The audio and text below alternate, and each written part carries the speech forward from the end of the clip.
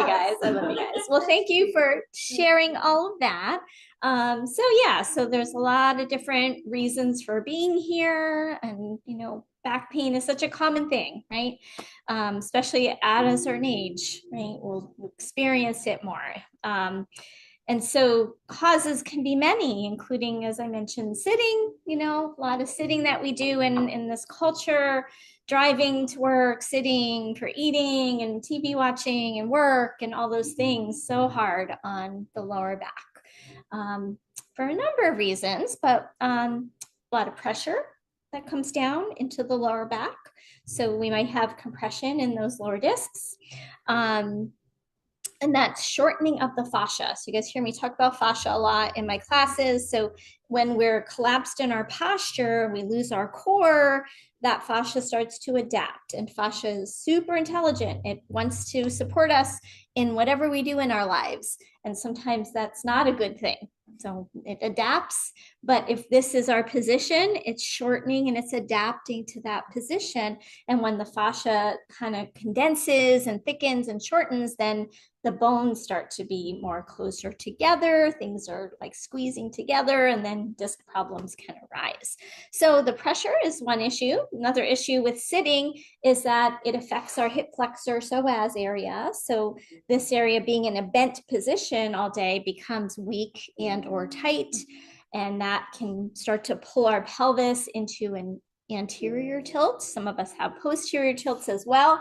So if the pelvic tilt is off, that's going to pull the lower back into either a little flexion or extension and cause compression in those discs as well. So weakened core, rounded upper body is going to kind of compress, especially so from this shape, you can think about the front of the spine. Think about the shape of a spine. There are these little discs, little facet joints that stack on top of each other, and those make up your vertebral column. And then inside, in between, we have the disc, we have the nervous system, the spinal cord, all those things. Anyway, so if you think about that shape, if I'm like this, the front of it is like squeezing, pinching, right? If I'm more like this, the back of it's more squeezing, pinching. So ideally, we want to find, the optimal curvature of our spine. There should be a little curve in our lower back, not kind of flattened, to help with shock absorption. As we're moving, we need that kind of cushioning, and the spinal curves promote and support that cushioning. But if our spinal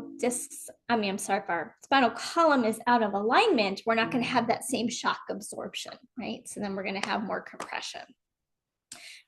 So physical aspects, things like posture, weak core, rounded spine, compression are more the physical things. But then, of course, there's also stress that comes in. Some of you might have heard me talk about in the past some things that came up for me last fall. Sadly, my brother was killed in a car accident.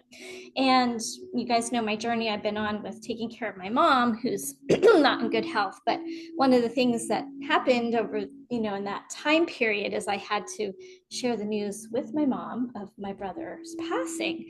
And I literally had the most intense spine, lower back pain I've ever had in my life.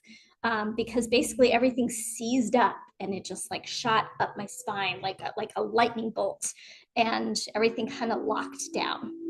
So there can be those emotional responses to stress. Coming back to the fascia, so the fascia is responsive to stress, to thought, to whatever's going on in our lives. So it's going to adapt based not only on physical position, but on our emotional states. So if we're under severe stress or a lot of pressure, things like that, then the fascia can kind of tighten down. It wants to protect us. So sometimes the fascia wants to basically immobilize us because there's so much stress. So in that situation, my body was like, I don't want to do this. I'm going to freeze. And it lasted a few hours until it finally kind of subsided.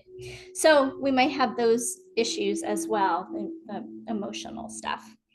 So any other thoughts, questions before we get started? So we're going to kind of try to address a lot of the stuff. We're going to work very gently today, a lot of somatic work. Those of you who've done somatics with me, we're also going to add in a little bit of restorative, a little bit of stretching as well, and some ball work.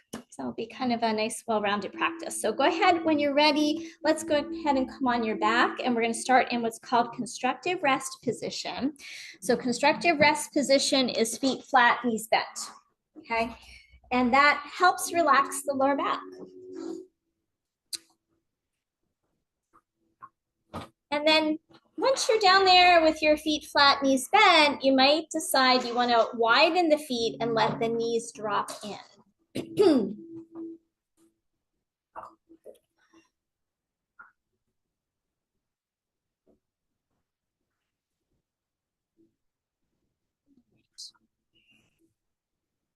Now, if you notice, even just being here with your feet flat, knees bent, still kind of feels tweaky in your lower back.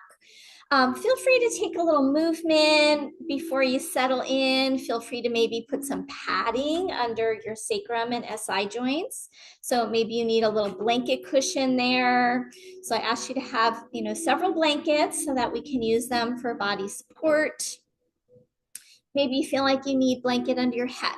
So feel free to add what helps you feel comfortable here, because we're going to just start with some breath work. So our breath is integral to our health in general, but in this case, referring to the health of our spine. So when we breathe properly, we do more of what's called the diaphragmatic breath. It gives some stimulation to our spine. Every time we inhale, there is a slight lengthening through our spine. And as we exhale, there's a slight kind of softening, almost like a mild flexion. So the inhale is more extending the spine. The exhale is more flexing the spine. Kind of like what we do when we do a cat-cow movement, right? But we're not moving right now. We're just sensing that there is stimulation to the spine as we breathe. So I'd like you to tune into that. I'm going to give you a couple moments without me talking so that you can really, on a subtle level, tune in to your spine and your breath. And perhaps sense the touch of the spine, I'm sorry, the breath in your spine.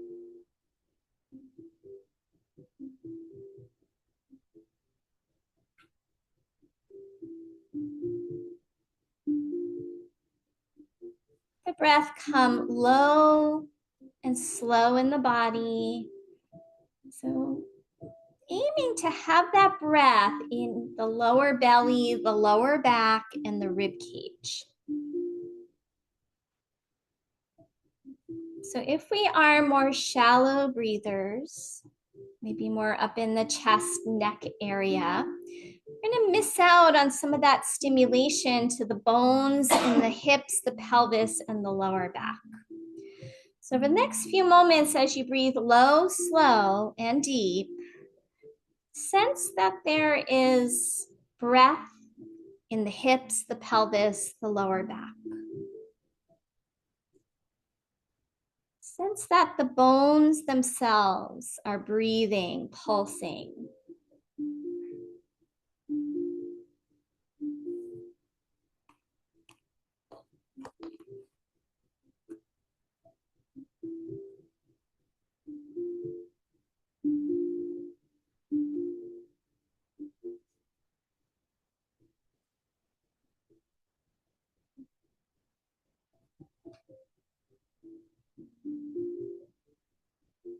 I'm going to take about one more minute here, just that tuning in on a subtle level to the breath in your spine, hips, lower back.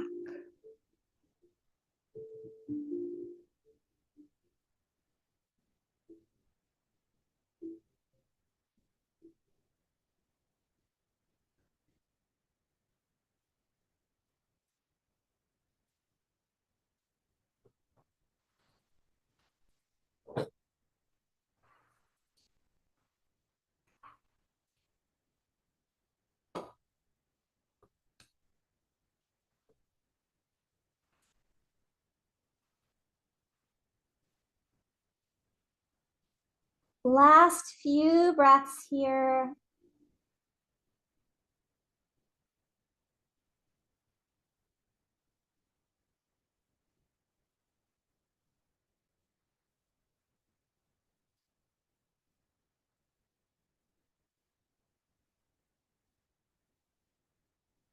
All right, now from here, go ahead and take your arms into a goalpost position if it's comfortable in your shoulders. And if you need to go into a different position, feel free to change the arms. And we're going to start with some basic pelvic tilts. So you guys know we do a lot of these in my somatic classes, but really good for starting to awaken the lower back, the lower spine. So as you inhale, tip your tailbone forward. Feel the lower back curve increase, and then flatten your lower back. And just do that pelvic tilt a few rounds. Inhale, arch your lower back. Exhale, flatten your lower back. And then move very slowly and mindfully. Starting to bring awareness to sensations that you feel in your lower back as you take these gentle rocking movements. So notice if things feel, any sense of little twinges or tightness, particularly as you arch the lower back. Or does it feel better to do one or the other? Does it feel better to arch? Does it feel better to flatten? Or maybe there's no difference. And just let this be very fluid, slow, and soft. So particularly stress can start to lock up this lower spine area, and we want to bring some fluidity and mobility into it. We feel locked up in the lower back. Take a couple more rounds, tuning into what you're feeling here, whatever sensations you're feeling. I'm going to start out with some real gentle movements and gradually kind of build on some things. So go ahead and pause that. And then if your arms are comfortable, you can leave them there. If you want to bring them down, bring them down. Bring your attention again to the lower back, now into the sacrum. And I want you to just rock from the right side to the left side. Rock right pelvis, left pelvis. So now instead of forward and back, we're rocking right to left. And notice sensations as you rock right to left. Is there any soreness or tenderness on one side versus the other? Now, if you can, keep your knees still. So I didn't really say that, but if you can, I want you to isolate this into the back of your pelvis, rocking right to left without moving the knees. So we'll get to, some windshield wipers eventually, but right now, just kind of exploring sensations as we start to take some small, subtle moves. So here you might notice as one side of the SI joint feel a little tender or sore. One of the things that can contribute to lower back pain is a twisted pelvis. So sometimes our pelvis is too far tipped forward or back, but it can also be twisted right to left. Maybe one side's a little more forward than the other, especially if we were doing one-sided actions like shoveling snow the same way over and over again. Or people that I know who do golfing, right? Always on the same side. So things that we do that are asymmetrical can contribute to imbalances in the hips, pelvis, and lower back. So first here, just kind of exploring and noticing what you're finding, what you're discovering in your lower back. Sometimes we notice the pain, but when we tune in on a more subtle level, we can get more information. Now go ahead and pause that. Take a nice full breath in and out. Working very similarly, now we're going to do a little pelvic slide or a swivel. Now, you might find it helpful to put your hands right on the front of your hips. And we're going to take the right side of your pelvis and just slide it up toward your shoulder. Nothing is lifting. So the right side tightens, the left side maybe is a little more open. And then slide the left hip toward the left shoulder. Feel that tightening. And then go side to side. So you're sliding your hip up. Maybe you just let your head roll in that direction. And imagine your spine almost like a fish in water, that you're making a little curvature in your spine as you slide the pelvis right, left. Okay. So like a little swivel. Again, notice sensation. Does one side feel tighter than the other? Is there more sensation on one side versus the other? So another pattern, right? We might be tipped too far forward, too far back, a little forward, right or left, or maybe one hip is kind of hiked up higher than the other. Oftentimes that's the case if we have a tighter psoas on one side versus the other. And then we might even feel like our leg bone is shorter on that side. So any type of imbalance can contribute to pain.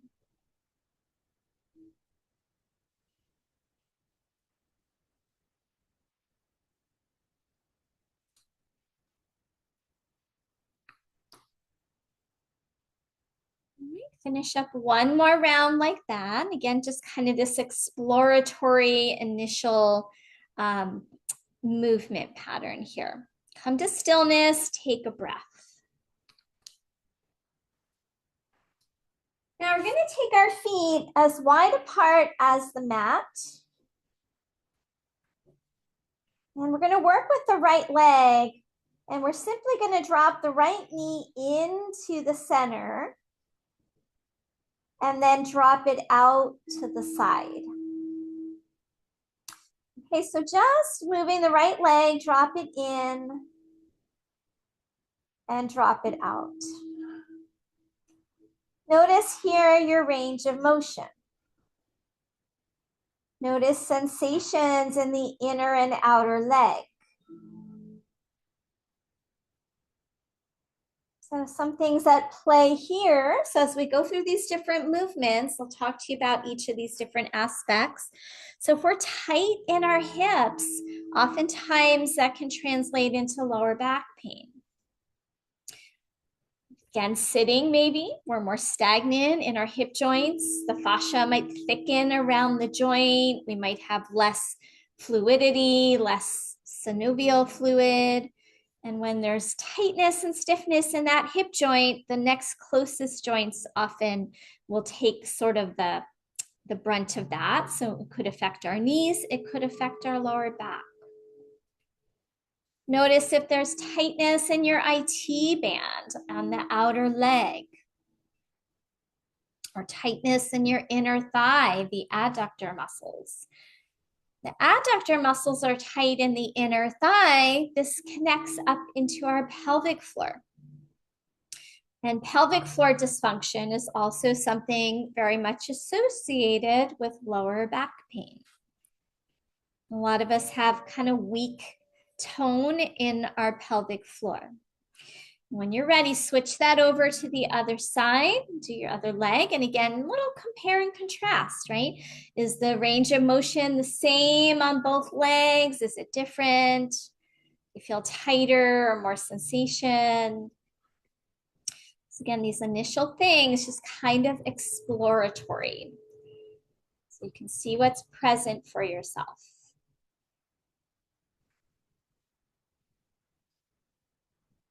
Also, that tightness in and around the hips here, we might be feeling that through the SI joints. A lot of sitting or rounding of the lower back. We can get dysfunction in the SI joint area, which is basically what connects our back of our pelvis to our sacrum. Sometimes there's irritation, inflammation right around that SI joint, misalignments that can cause little, unpleasant sensations in there.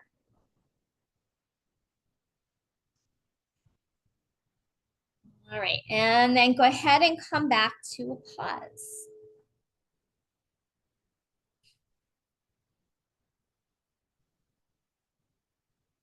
Take a nice full breath in your pauses. Breathe down below your navel like you're blowing up a balloon in your low belly and your rib cage. Every time we take those deep, full breaths in the low belly, we're getting a little stimulation into that lower spine. And as the diaphragm moves down, we're also stimulating our pelvic floor. So over the next couple of breaths, see if you can sense that your diaphragm and your pelvic floor are connected through your breath. Now, this is very subtle, and you may not be able to sense it today, but it is an important connection. So when we take a deep breath in, our diaphragm moves down and it lengthens the pelvic floor. And then as we exhale and the diaphragm moves back up, there's kind of a relaxing of the pelvic floor. So inhale, see if you can have a sense even that the pelvic floor lengthens and expands. And then exhale when you're ready.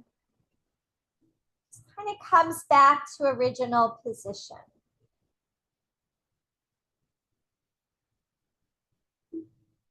So imagine as you're inhaling that you're inhaling all the way down to your pelvic floor. Let's take 3 more breaths like that.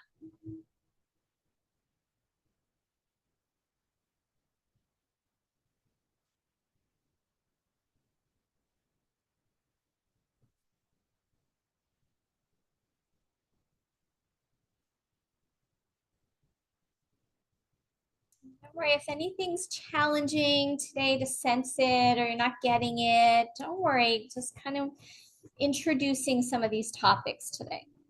So do the best you can. All right, we're gonna grab a single block. I'm gonna take that single block between the inner thighs. And again, this is going to kind of work on the inner thighs, the pelvic floor, the lower abdominals. So we'll take an inhale, and as you exhale, go ahead and just squeeze your block, activating that deep inner thigh fascia.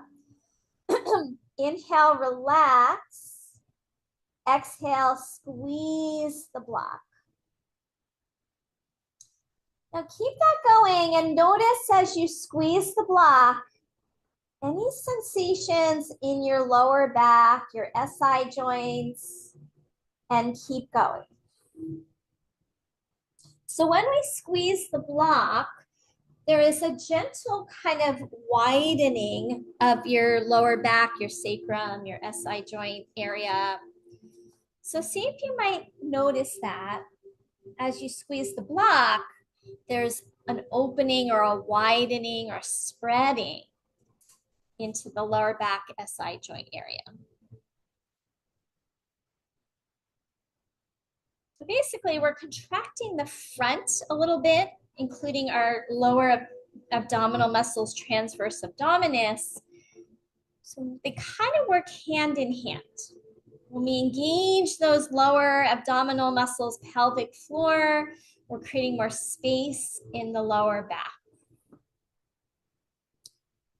All right, now pause that for a moment. We're going to repeat some of the things we just did now with that block.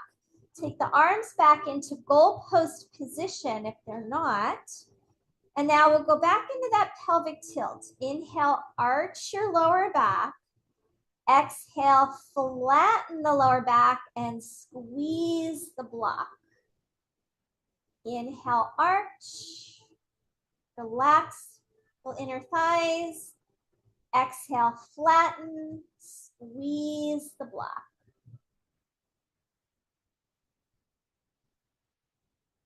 And continue.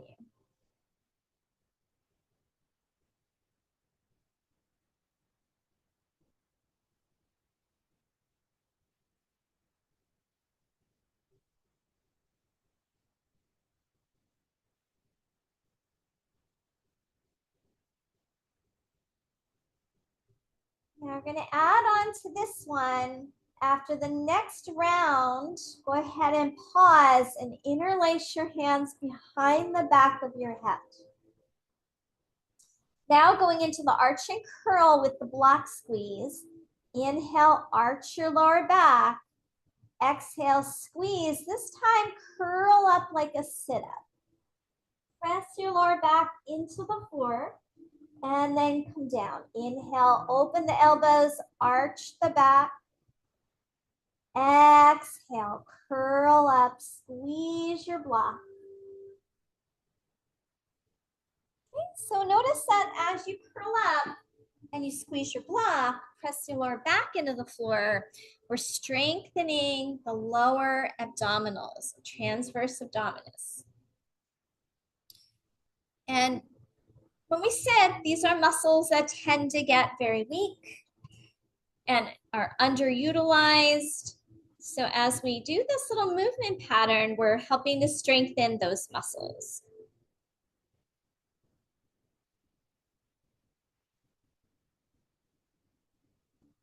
We'll take a few more.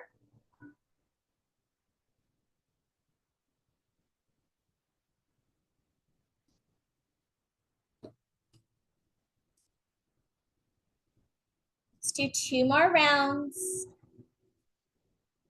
Don't forget the arch as you come down. Very easy to forget that. So in somatic work, if you finish that next one, take a pause. In somatic work, we constantly contract, release, and that's called a pandiculation. It helps repattern where our body gets stuck in different patterns. So say we've been shoveling snow all morning and we're using one side of the body in a certain way, that one side of the spine might end up in a contraction that kind of sticks and it's stuck in that contracted state until we do something to change that pattern. And it can be hard to change it. Once it's stuck that way, sometimes we have to actually go into that pattern a little bit and then release the contraction to get the brain to release whatever it is we're stuck in. We can get stuck in a lot of things. All right. Keep the block between the inner thighs. And then we're going to pick the feet up off the floor. Keep squeezing your block.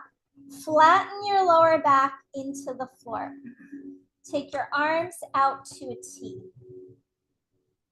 And then slowly drop the knees a little bit to the right, maybe just an inch, and look to your left. And then inhale back to the center. Drop your knees about an inch to the left and look to the right. And go side to side. It's a very small little twist. Now, as you go side to side and you look over your opposite shoulder, notice the muscles in your lower abdomen. Now we're going to work a little bit of side core muscles here, including some oblique muscles. So our oblique muscles kind of go more of an angle in the body, and they assist us with things like twisting. If you have any discomfort as you're doing any of this, feel free to take a break. Maybe make the movements smaller, see if that helps. And let's do 1 more round on each side.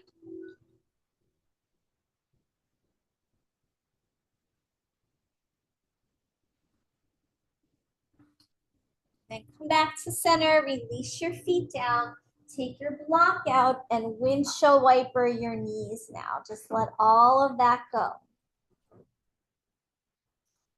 So for a lot of us, we have weakness in those core muscles, whether it's the obliques or the transverse abdominis, and that can all contribute to dysfunctional patterns in our back.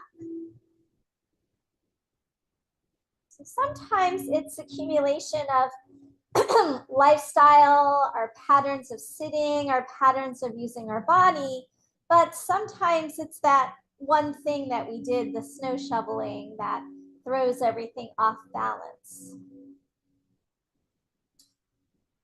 All right, now come back to center. Come into figure 4, right ankle crosses over left knee, arms out to a T, windshield wiper right to left. So now with the leg cross, it's going to feel a little different than with both feet on the floor. Here we're kind of widening the back of the pelvis each time we take a twist. Feel how this opens up the lower back SI joint sacrum area. You might look over your opposite shoulder. You might go a little deeper into the twist and take a little back arch if you want. Sometimes that feels good along those side waist muscles.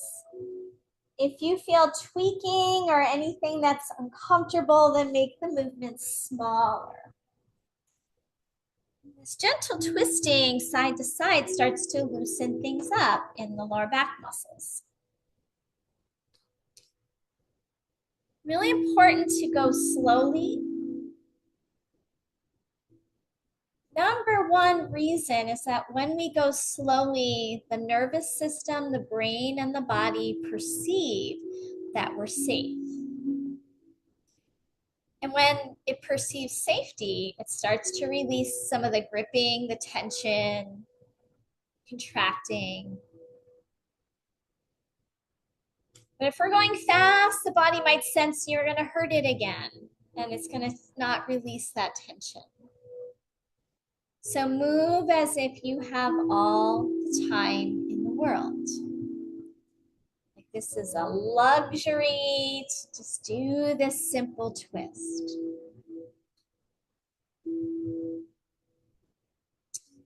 Now at some point, switch your legs.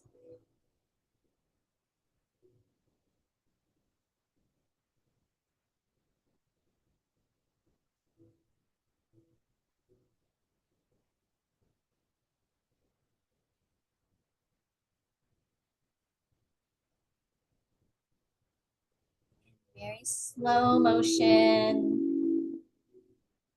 Maybe in the beginning, you want to just kind of keep it a little smaller, a little more simple, but as things loosen up, you might decide you want to go further into that twist, maybe even a little back arch or pressing into your foot if that feels good.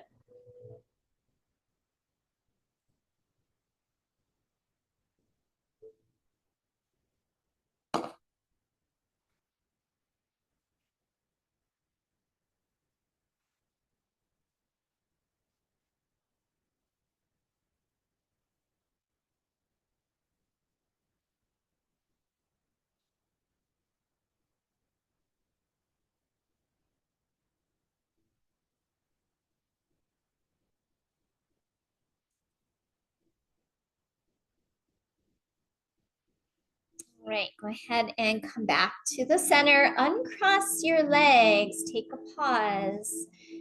Come into your breathing and your pauses.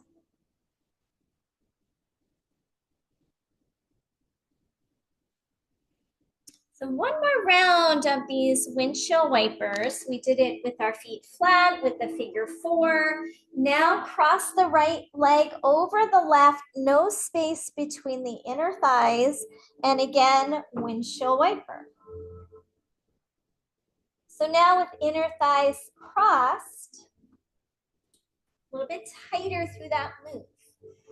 If for any reason, it doesn't feel good, you could always go back to one of the other versions. Maybe you want to go back to figure 4 or both feet flat.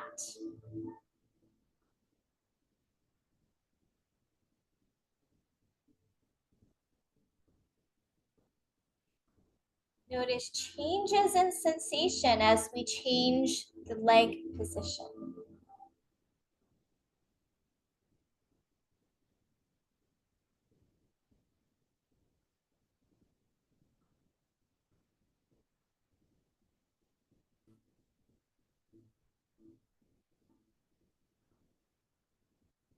Look at this as loosening up any tightness, particularly through the lower back fascia, the thoracolumbar fascia.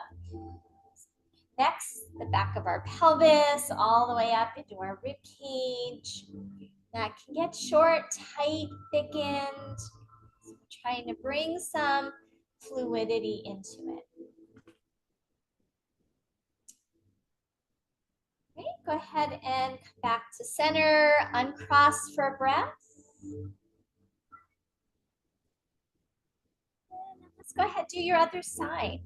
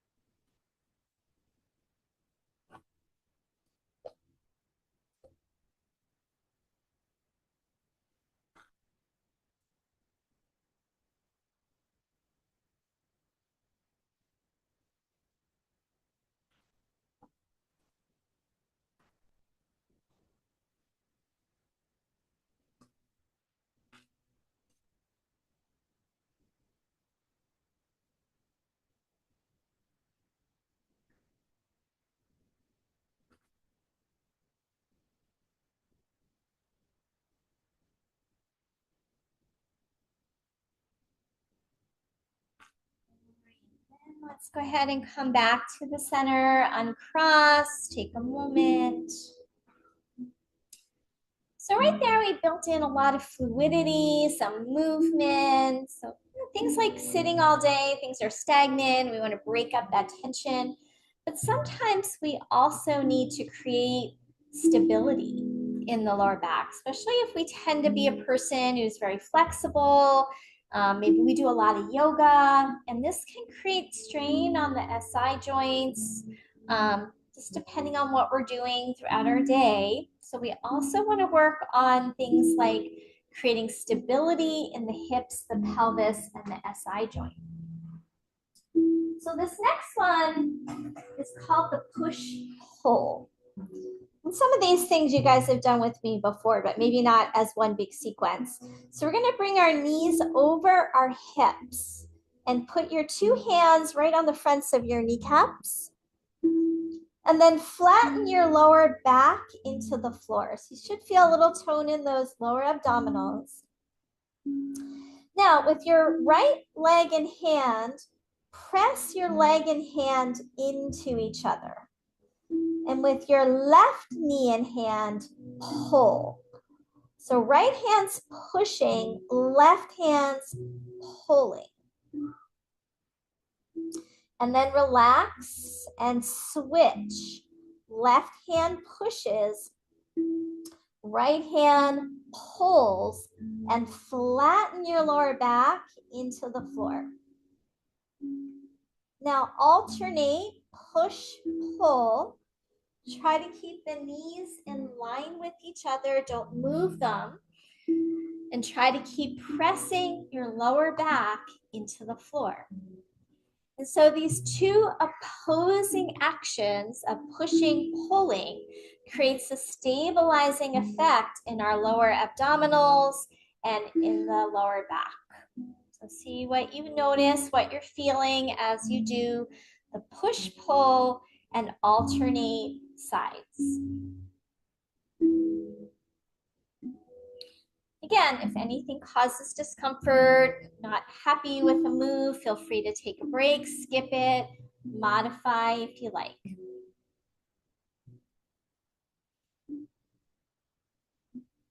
Let's do one more round on each side. And then after you finish that next round, let the feet come down. If you need a knee hug or a windshield wiper or a little happy baby, feel free to move as you like.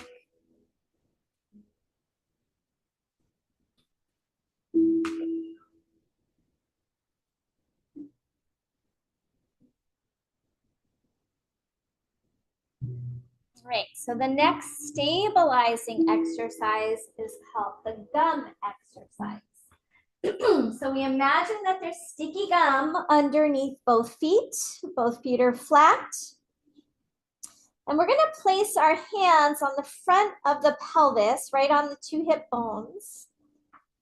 Now I want you to imagine that there's a string or cord between your right hip bone and your left hip bone, and you want to draw that cord tighter, like you're zippering up right hip to left hip. And that's going to help control the wobble as you start to lift your foot. Now, sticky gum underneath your feet. Try to lift your right foot, but don't lift it. It's really sticky. It's really sticky, and then the other foot presses into the floor. And then relax that foot. So we're not picking anything up, we're trying to pick it up. So now left foot, sticky gum. Try to pick it up, but don't lift it. Zipper up from right hip to left hip, and let that right foot press into the floor. And relax. All right, go side to side.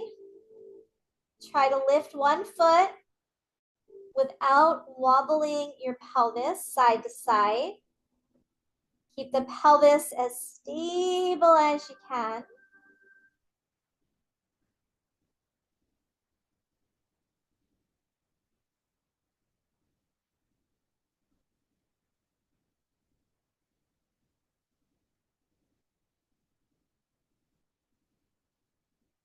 Notice if you're using some glute muscles, some leg muscles as well. A little bit of strengthening for the hamstrings. Now, after this next round, we're going to try and get that foot off the floor. So whichever side you're on, doesn't matter. It's sticky, it's heavy, but you finally get that foot an inch off the floor. And then relax it.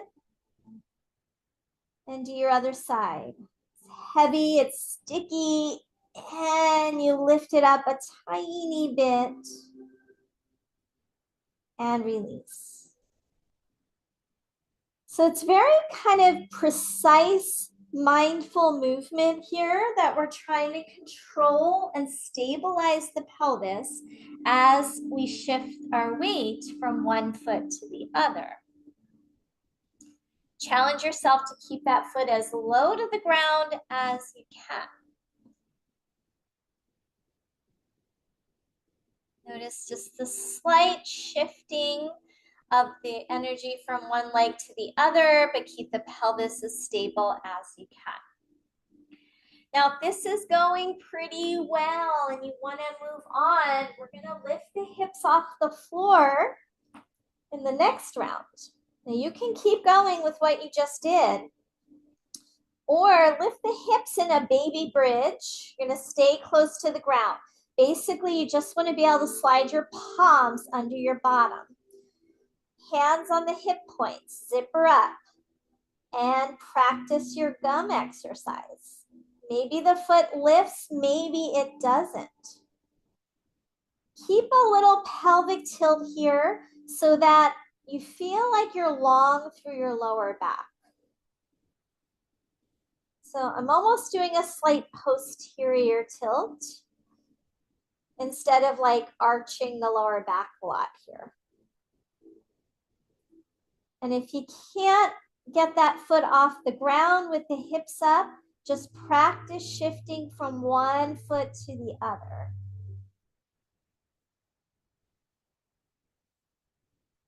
This wakes up a lot of muscles also in your outer hips, outer glutes.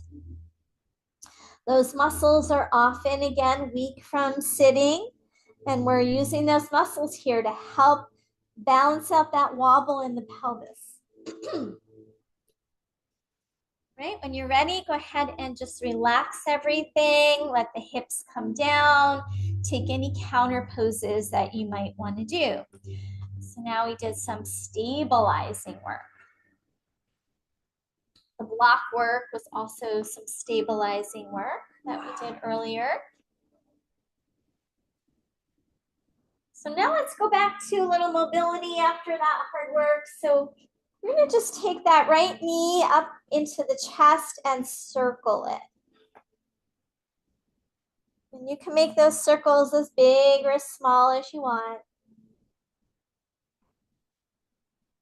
Again, nice range of motion here in the hip joint can be helpful for our lower back.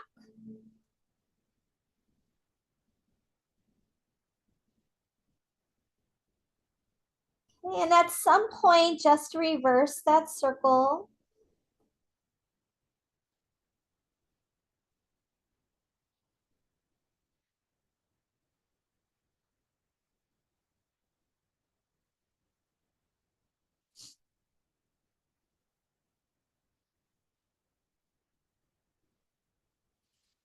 All right, release that leg, take a pause. And then when you're ready, side two circles. And let's do about 5 rounds in each direction.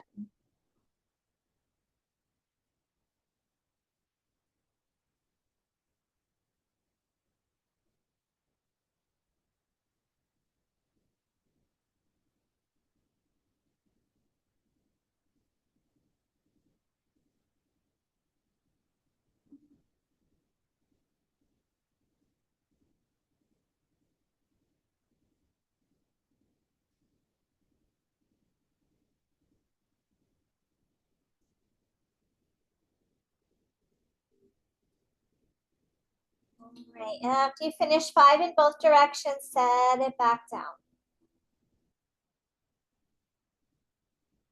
Widen your feet. Working with the right leg. We're going to bring those arms into the goalpost position again if you're comfortable. And then working with the right leg, drop the right knee in toward the center. So right knee almost towards your right or left foot rather. And then bring it back up.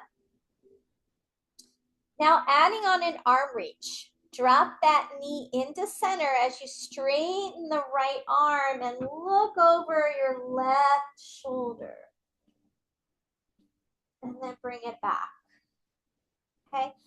Let's lengthen on an inhale. Reach that arm, drop the knee. Deep breath into the belly, and then exhale, bring the knee back, bring the arm back. All right, keep going. In, swing the leg, straighten the arm. Take as full of a breath as you can as you do that, and then back to neutral. Okay, as you straighten that arm, make sure you have enough room so you're not right at the wall there. I really want you to be able to lengthen that arm all the way to straight. And if the arm's too much, you can just do the leg. But see if you can really straighten and reach through the right arm as you drop the knee in. Notice where you feel any tightness. Notice sensations here. getting some tightness here in the psoas area.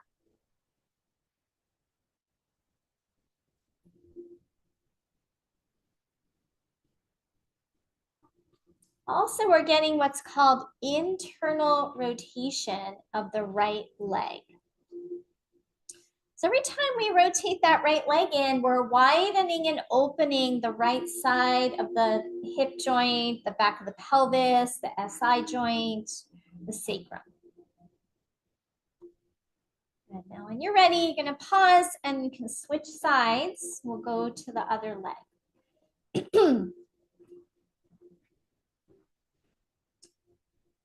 So the left knee is gonna drop into center as you straighten your left arm. And take that full breath cycle to lengthen through that arm and then exhale to come back. Again, notice sensations in that lower back, SI joint.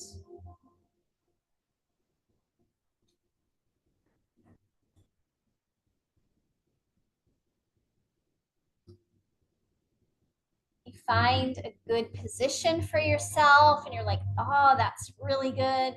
You can always take a pause and maybe stay for a breath or two.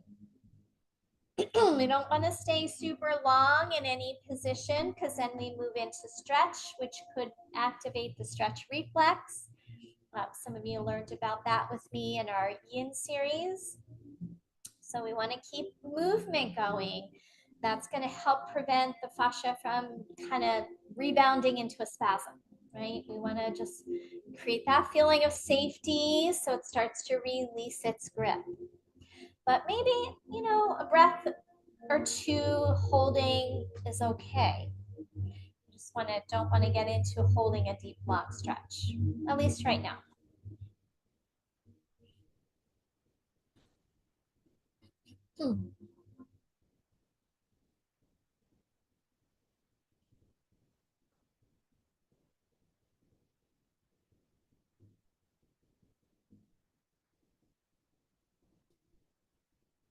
Let's do two more on the left side.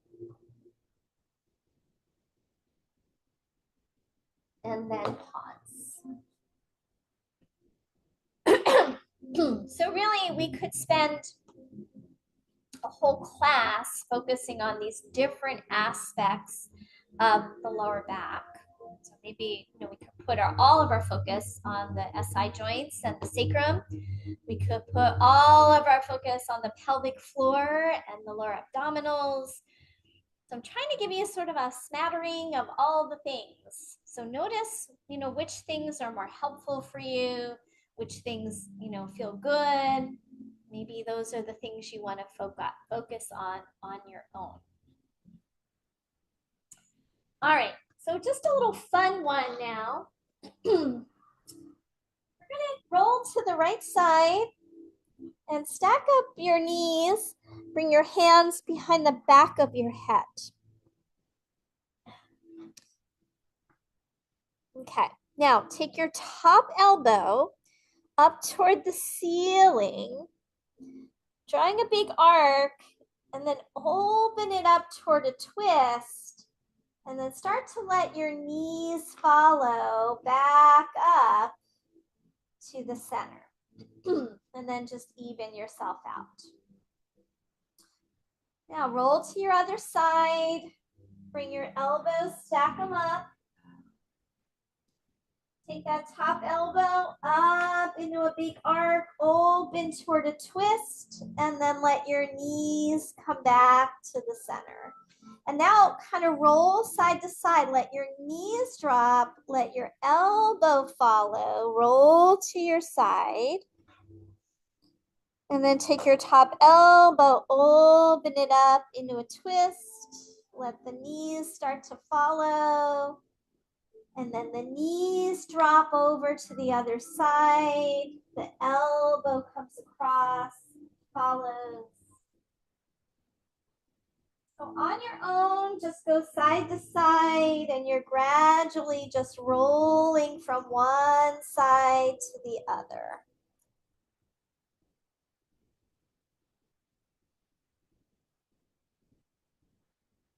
Start with the elbow, then the knees follow. And then maybe the knees go over to that other side, then the elbow follows.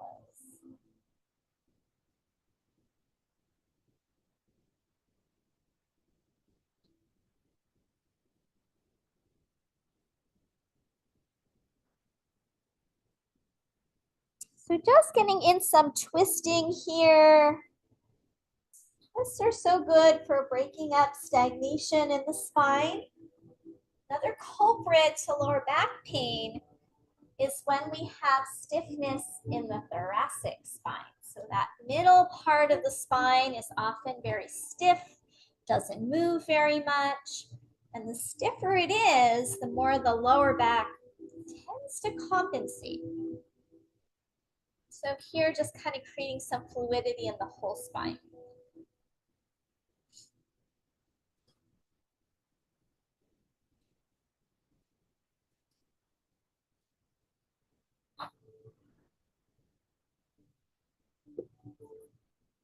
Take that last round and then come back to the center. I feel like this workshop should have been 2 hours. We're almost out of time already. And I have so much more to go. So we may go a few minutes late. Does anyone have to rush out right at 11? No. Okay. So we'll probably go maybe like 5-10 minutes after. I never have enough time. All right. Grab your strap next. Bolster off to your right side. And put that kind of a long way next to your body. Blanket might be helpful in front of your head.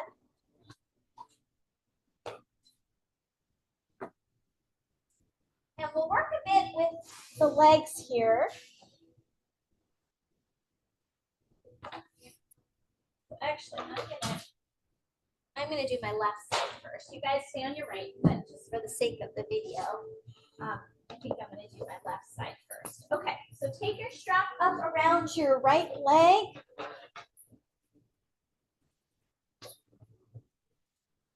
And this is kind of a classic one for lower back, is the whole series here with the strap. Extend your other leg if it's comfortable. If you need to bend it, bend it. And first, just kind of hold that strap and flex the foot, stretching out the hamstring, of course. So we also know that tight hamstrings can pull on the lower back, causing a decrease in our natural curve. And so really good to regularly get those hamstrings both strong and released. We're going to hold that for another breath or two. Try to find those low belly, low back breaths.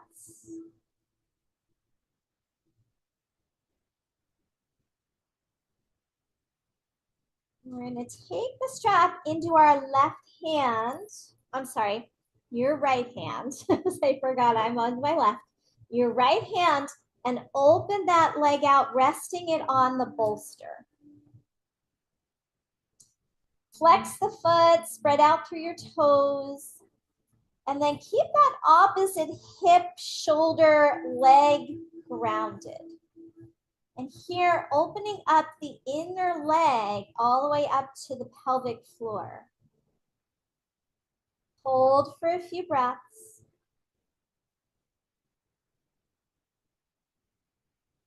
Reach out through your inner heel. And breathe into that space below your navel, into your low belly and lower back.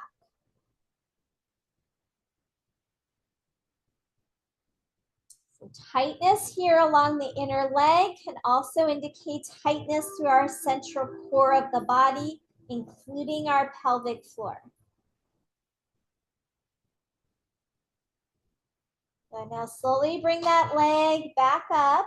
Switch hands. Strap goes in your left hand, and take that leg over to your left, rolling onto your left outer hip.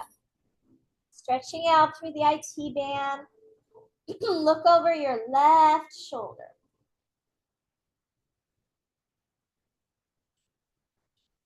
Thank you. Right shoulder. I shouldn't be mirroring you guys because I'm gonna get all mixed up. I'm sorry, not mirroring, but I'm going opposite of you guys. All right, go ahead, slowly bring that leg back up and release your strap. Even yourself out for a moment. If you feel ready, switch your bolster to your other side.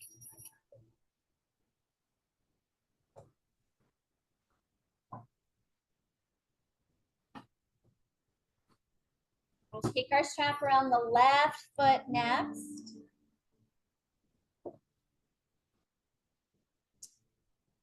And then walk your hands up the strap, flex your foot, spread your toes. Leg does not have to be all the way straight.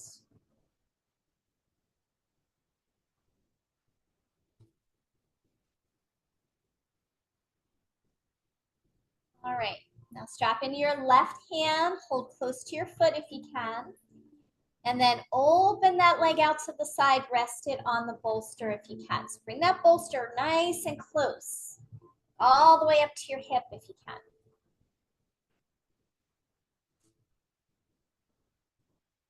That's it, yeah. And then make sure that opposite side of the body stays grounded through the leg, the hip, the shoulder. And then finding those deep breaths below the navel. See if you can have a sense of breathing all the way down to the pelvic floor.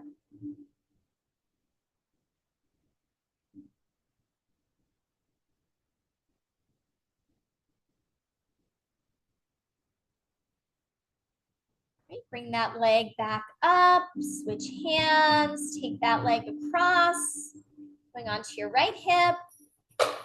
Reach out through the leg. If you can, straighten the leg, push out through the heel. Even the bottom leg could be active. Extend through that bottom leg and then deep breaths.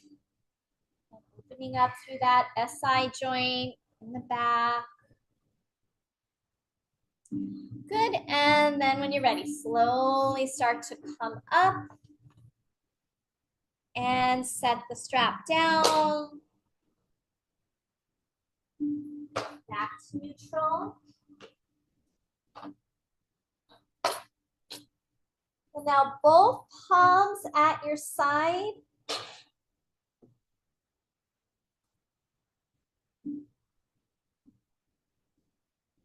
We're going to slide the right hand down toward the right foot and let your head turn.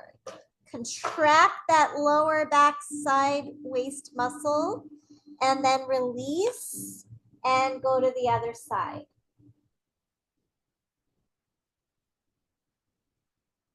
Now go side to side, sliding not only your one arm down, but slide your opposite shoulder up. This might target some of those snow shoveling muscles as we go side to side. Maybe getting into a little bit of QL, quadratus lumborum muscles on either side of the spine.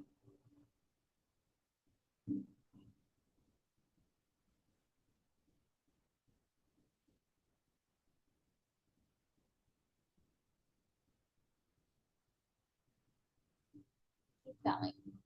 Do a few more cycles.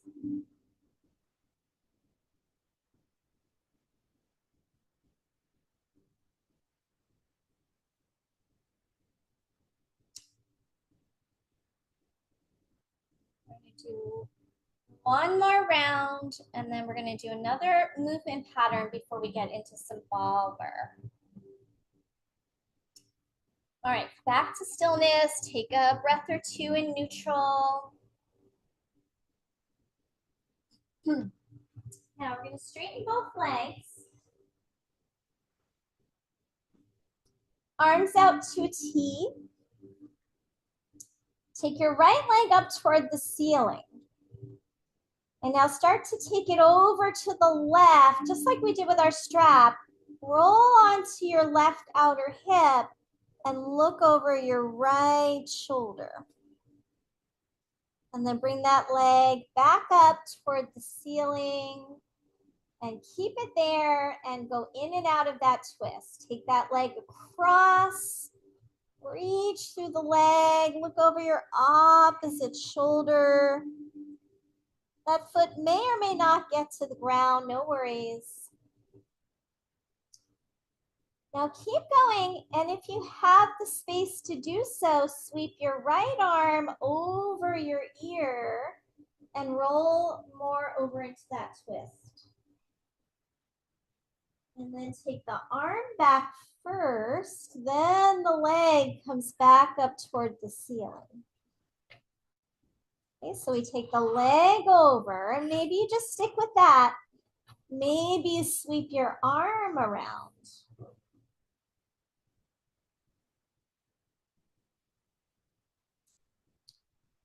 Here we're getting all that fascia that connects our leg bone to our hip and our pelvis. We're opening up the lower back. We're opening up a T-band area. So just do what you can. You don't have to go all the way into it. Maybe you just come part way over into that twist. Maybe you need to bend the knee a little bit. So if you have any strain here, bend the knee. Let's do one more round and then switch sides.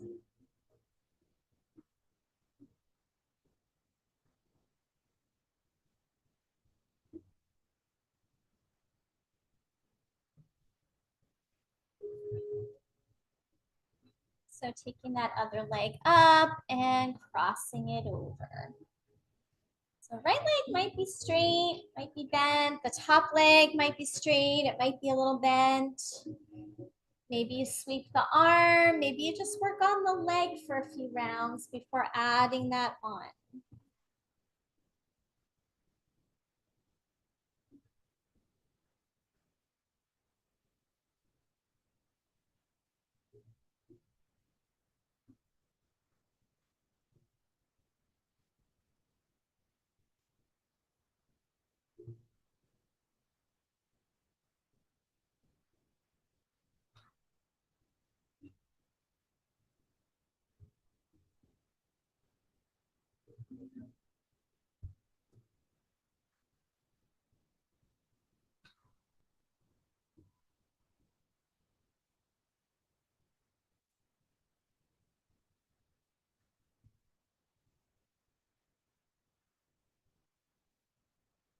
All right, go ahead and do 2 more rounds.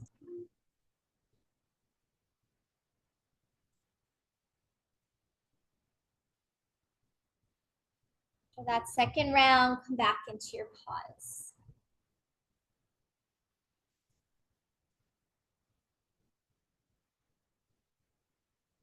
So just take a moment, back in neutral, take a breath or two.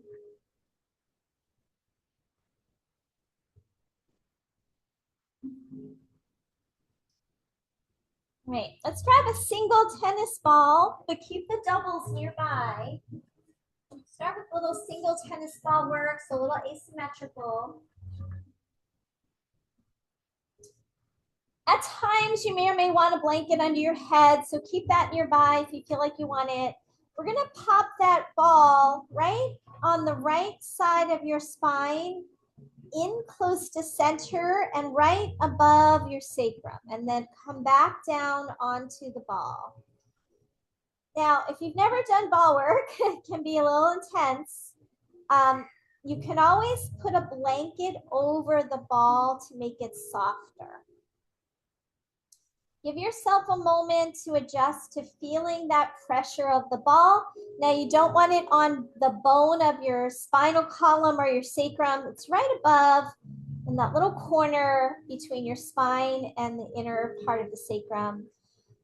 Now, with your body a little asymmetrical here, do a gentle rocking of your knees just to kind of deepen that pressure. So we often get tight in these lower paraspinal muscles.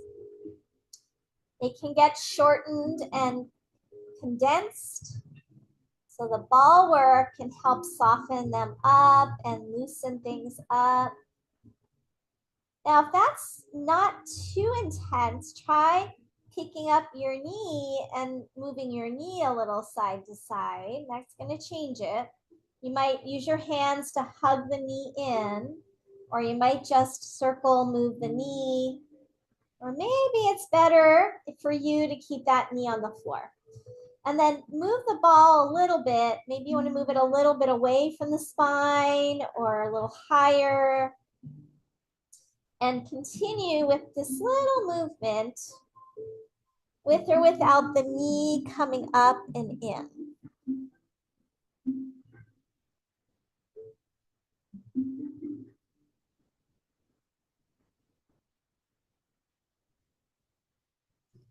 And then move the ball up a little bit so it's now closer to your rib cage, but still below. You're in your lumbar. Maybe you're rocking your knees. Maybe you're circling that one knee.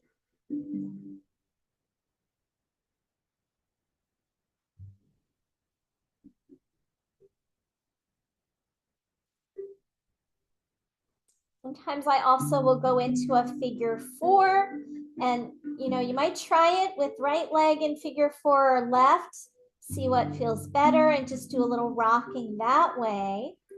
So you're welcome to play with this and see what gives you some good depth of pressure that you can tolerate.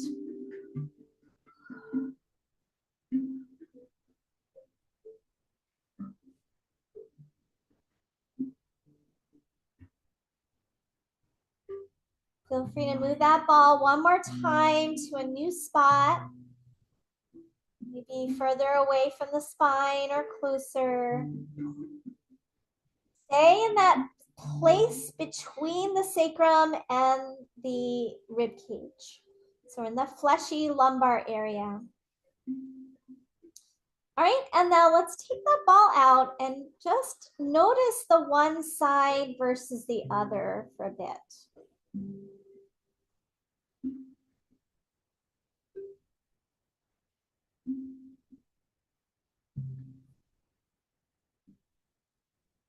Okay, let's switch that over, starting low on the left side, close to the spine. Adding in a little rocking, circling, knee movement.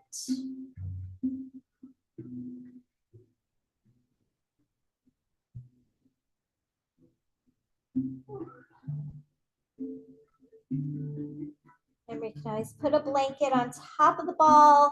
You can just like kind of tuck that blanket right on top of the ball if you want. If you roll over a little bit, it'll soften it just a little bit.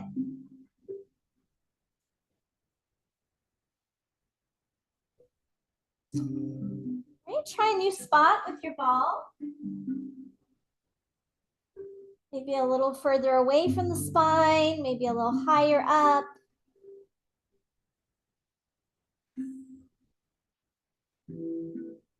Maybe adding some figure 4s.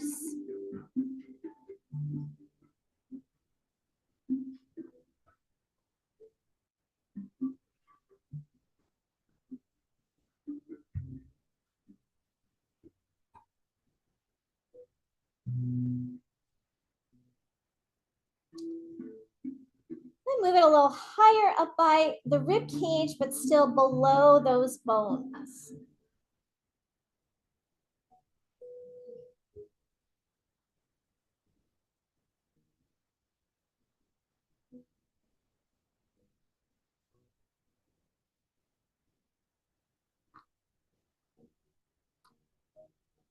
Feel free to try a new spot.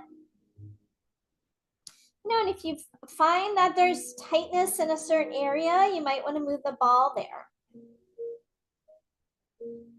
Or maybe if it's really intense on one spot, you move the ball just off to the side of that intense spot. Sometimes is more effective than being right on it. Because sometimes that's too much and sends the body into that, fight flight. So you want to be gentle here.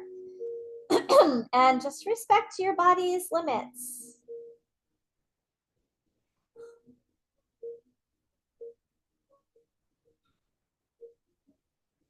All right, let's go ahead and take that ball out and take a pause.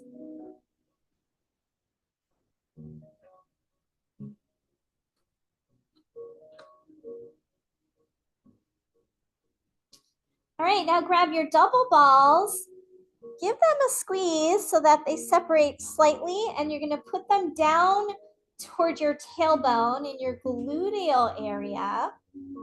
So there's one ball on either side, down low, and then you're gonna rock a little right to left. So just little baby windshield wiper, massage out those lower gluteal areas here.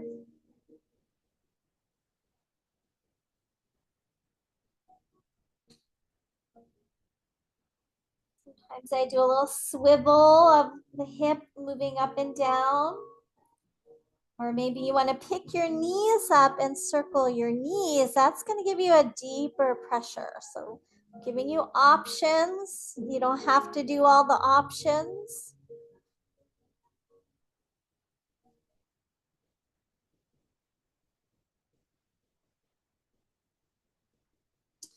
All right. Now move those balls up right above the sacrum again. So we're not going right on the bone. We're going right above the bone. And your hips may or may not make it to the floor. They might graze the floor a little bit here. And again, you could rock, you could circle, you could slide. So just kind of play with it. You might take a knee to the chest or both knees to the chest. That's pretty intense, so beware. Sometimes one knee is enough, and you could alternate. Or sometimes no knees in, because that's increasing the pressure.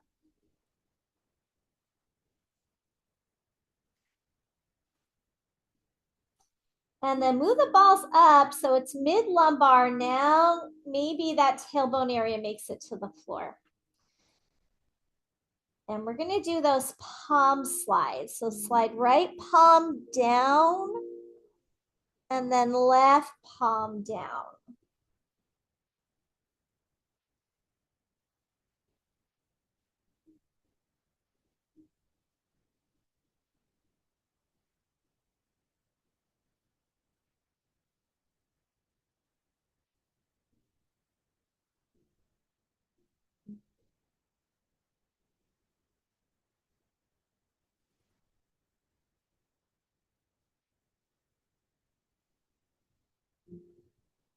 And then maybe you want to move them up one more time, right below the rib cage. And maybe there's a rocking or swiveling.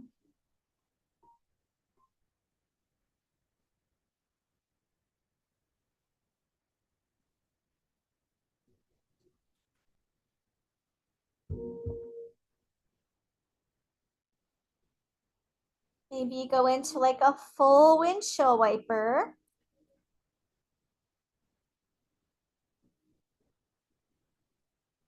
This also starts to get into kidney territory, which is like close to behind those back ribs. And if we're under a lot of stress, this is an area that can get affected. The kidneys, adrenals are working to help our stress response. You can get lower back pain from just fatigue, adrenal fatigue. Okay, let's come back and take those balls away and let the lower back melt into the ground. Take a few breaths below the navel.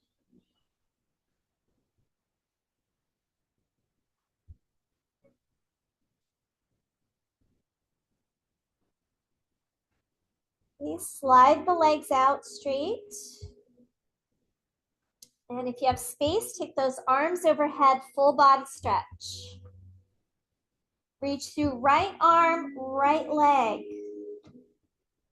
And then reach through left arm, left leg. side to side. This is called up, slip, down, slip. Really lengthens out from deep in the psoas area, lengthens spinal muscles.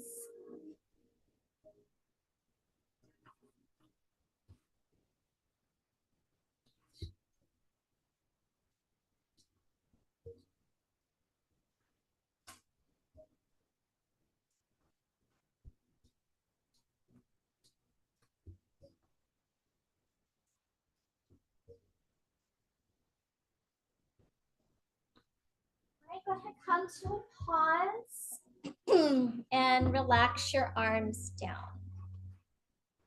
Maybe bend your knees. We're going to take a couple breaths.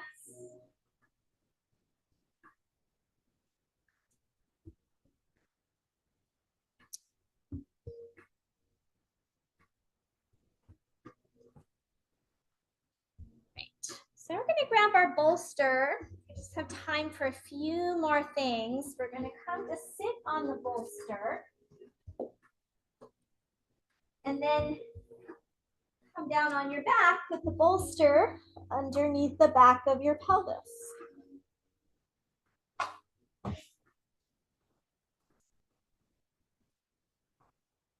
So in its basic shape, this is like a supported bridge, but we're going to be adding some things on.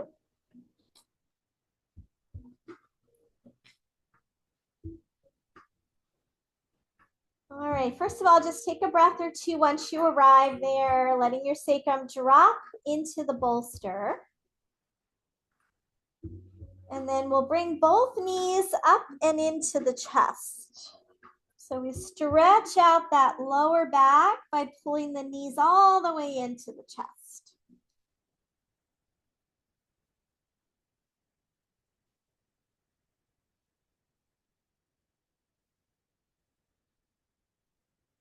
All right, now cross your ankles and you can hold on to your shins or even your feet if you can reach your feet and do a little rock side to side. It's a small movement, but it's like what we call the Sukhasana, the cross-leg position, but on your back here.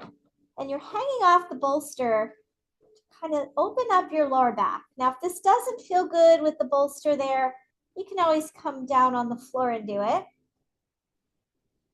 And then switch the crossing, and it just kind of opens up that lower spine.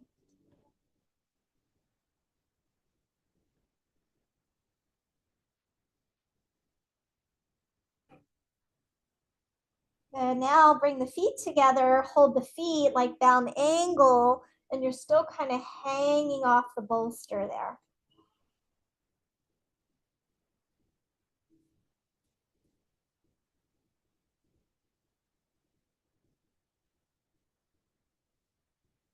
And then you can bring the knees back together. You might stay right there, or you might straighten your legs and bring your legs towards your head, stretching your hamstrings, sort of like a baby plow position.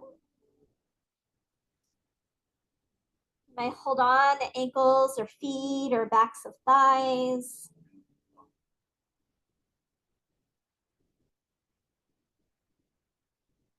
And then go ahead and bring those feet back down.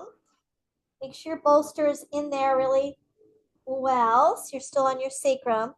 And then straighten both legs if it's comfortable. Take your arms overhead like full body stretch. Opening up the hip flexor area, really good for our back. You might just stay here. You might do a little up, slip, down, slip. Slide one leg forward, then the other. See how that feels. Or maybe you want to just stay still and breathe deeply into your low belly.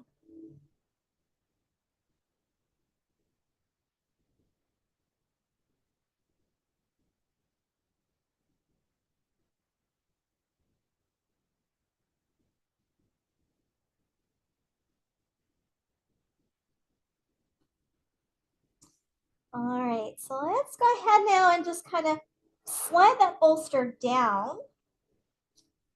So it'll be under your knees. And give the knees a hug into the chest.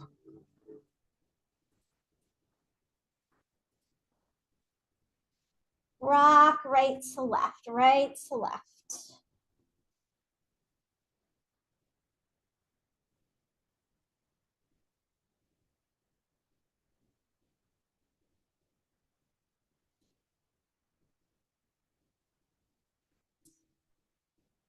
And then just keeping right knee hugging in, extend the left leg over the bolster.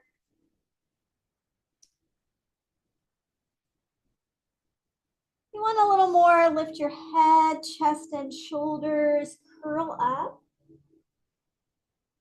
And then release and switch sides. Maybe just a knee hug. Maybe lift head, chest, and shoulders. And release. And now bring both feet together, knees apart, up on the bolster.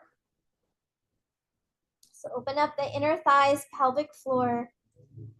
If this feels okay, stay here for the next minute. Trying to breathe below your navel into your low back, sacrum, pelvic floor.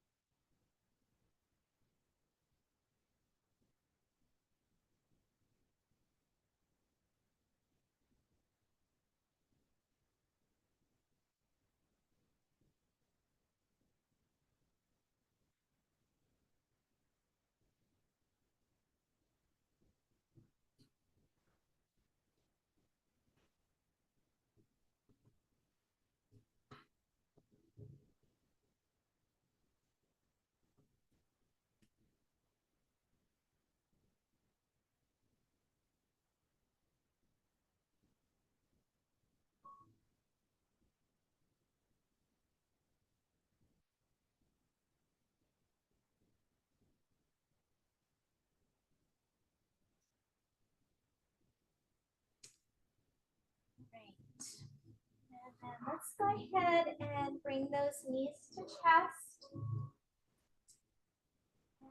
Slide the bolster off to the side and do one more little thing here before Shavasana. So feet flat, knees bent. We're going to make little clock circles on the lower back. So imagine your sacrum bone at the bottom of your spine as a clock face. We're going to tip the tailbone forward. Think about maybe that's like 6 o'clock. And then go over to the right, up to the top toward 12 o'clock. And then around toward 3, down, around. Make circles all around the edges of the sacrum.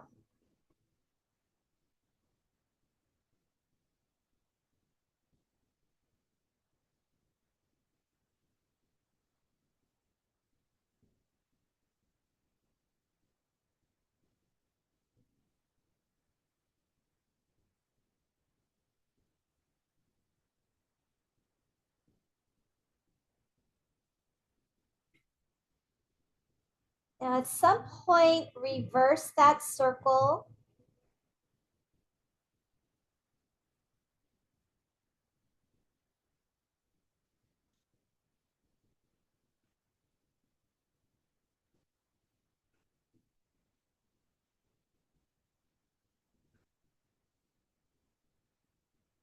Notice any tender spots yet that you might be feeling in that lower back.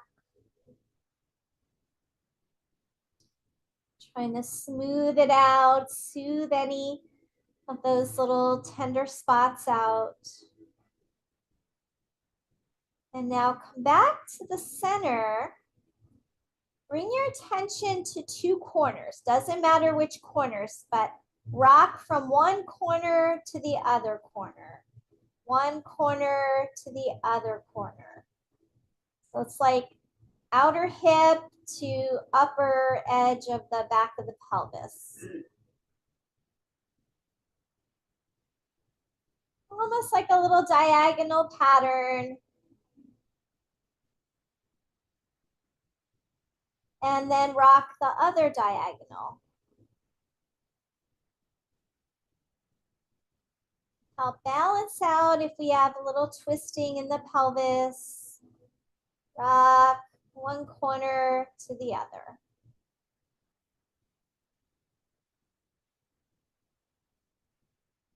Then now just right to left. Don't move the knees. Right to left, 3 o'clock, 6 o'clock. Or not 3 o'clock, 9 o'clock rather.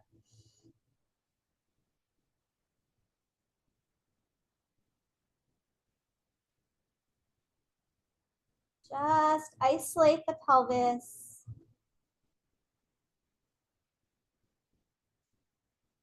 And now pause and swivel like the up slip, down slip. One hip up, one hip down, nothing lifting, just a swivel.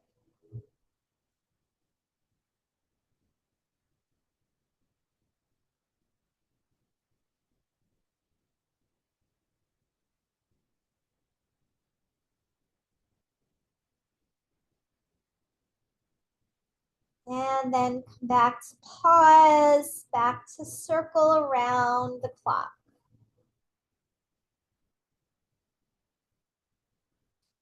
Very slowly, very mindfully.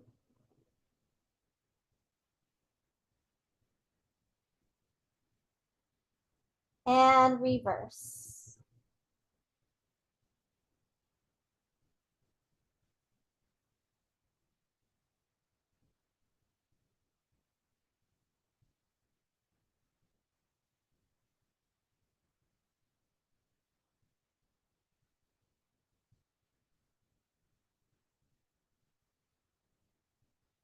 Okay, hug the knees back into the chest one last time. Maybe rock, circle, or happy baby.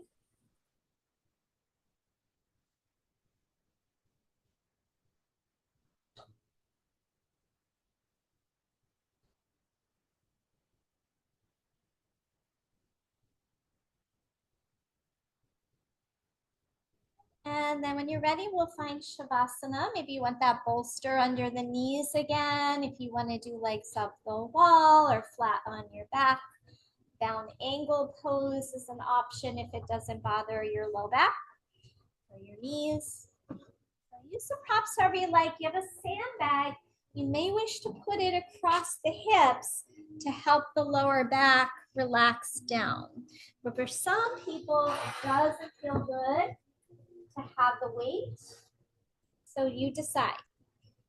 Maybe you want it on your thighs to weigh the thighs down. Want it on the hip points or the belly. Maybe you want to do a side lying Shavasana or on your belly. So there's options. If there's discomfort being flat on your back, then you want to do something different. Maybe you need one knee out to the side on your belly.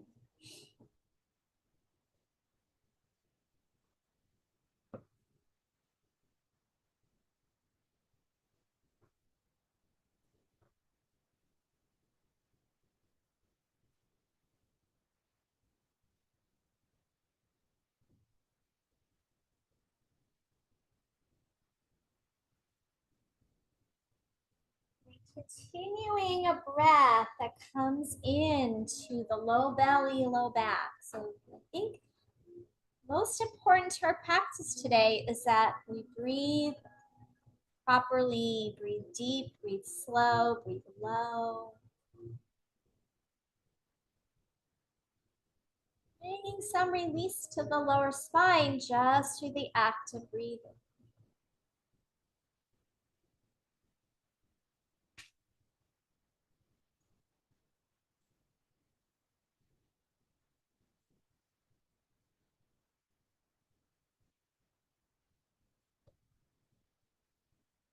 Little palm as you start to settle from Dana Falls. And lay myself down on the welcoming ground, the earth's spine becoming mine. Peace seeps into my heavy limbs and slows my heartbeat to the pace of nature. I take refuge in the quiet and let my burdens go one by one till the earth and I both float. Same vast and holy silence.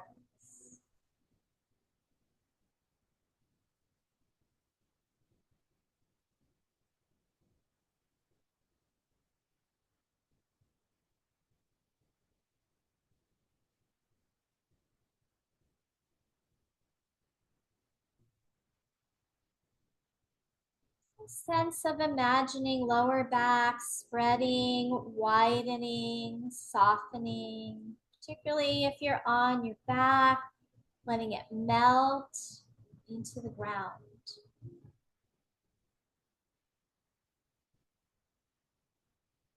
It's a sense of liquefying through the sacrum, the fascia around the lower back, SI joints, lower spinal muscles that we targeted with the balls. And all soften into the ground. Breath becoming softer and more subtle with each breath.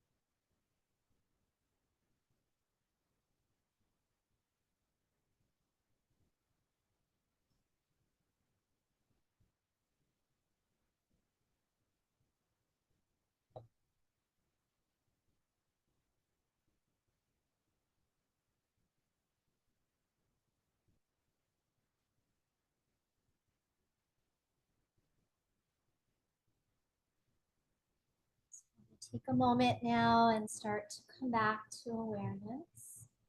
Just kind of noticing, the things we did, bringing fluidity, mobility into the lower back, the hips, psoas, Working on a little stabilization and strength in the lower core.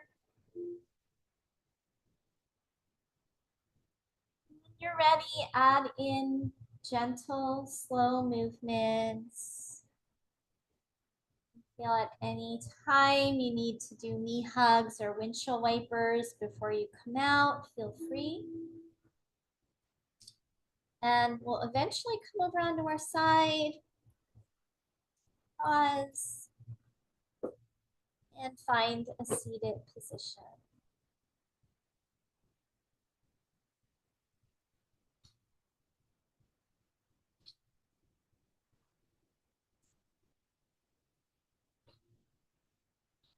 Come to sit up nice and tall as you arrive there. Widen the sit bones so that you feel open through your base, pelvic floor level with the floor. And then stacking up the vertebra on top of that, lengthening up through the back of the skull and letting the chin slightly drop. Feeling how as you lift through the back skull, the entire spine lengthens. Breathe into that space below the belly and into the side ribs.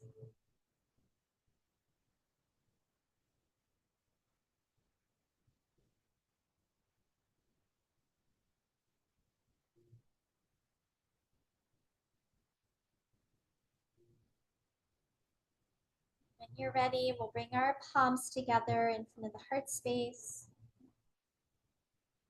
Take an inhale, exhale, bow to your heart.